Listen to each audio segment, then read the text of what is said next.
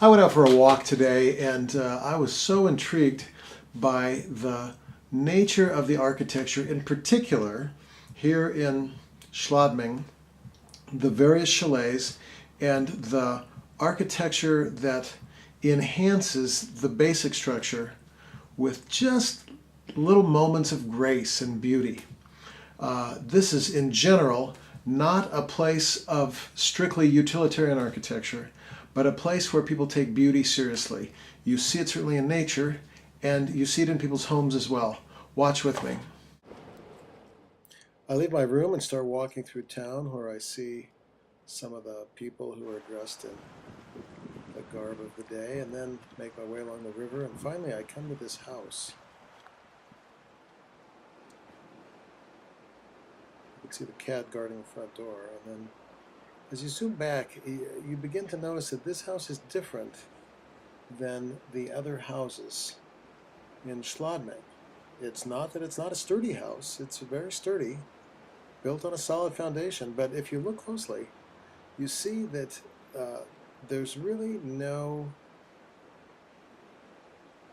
gracious trim to this building.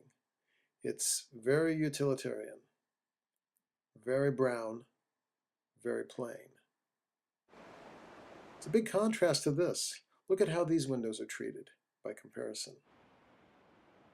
And then look at this deck. Look at the quality of the woodwork on that deck. That took some craftsmanship. Now look at this window. Look at the window box and the decor and the attention to detail given to that window box. This person has just something hanging right outside of their window. It's beautiful. And then here's some planter boxers around the perimeter of a deck, and when you zoom in, you realize that they're carefully planted with greens for the winter. Look at the beauty of that, and then look at the effect of it from a distance. Finally, one last window box. Attention to detail and beauty is what makes the difference between a house and a home. The right words about Jesus can create a building. The words about his deity, his humanity, his death on the cross, his resurrection, the necessity of being born again. They're all good words. They're all important words. They're all true words. You can't have a shelter without them, but you can have a shelter that's not inviting if all you have is words. What's needed is not the words of God alone. What's needed is a manifestation of the very character of Christ. And Christ's character was inviting because he healed people. He blessed people. He walked with people in their struggles. He stood up for the marginalized and the poor. He imparted life. He was liberating.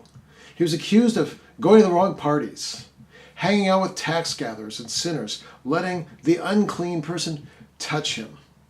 I want to be accused of that too, because that's what it means to live like Jesus. Unfortunately, I really feel that for the most part, as a church in North America, we're running the risk of losing our capacity to be beautiful. We've become utilitarian, like the brown house.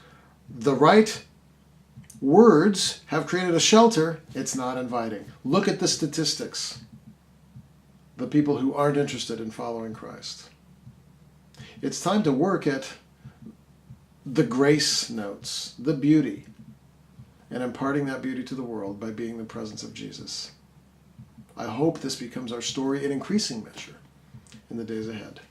See you later.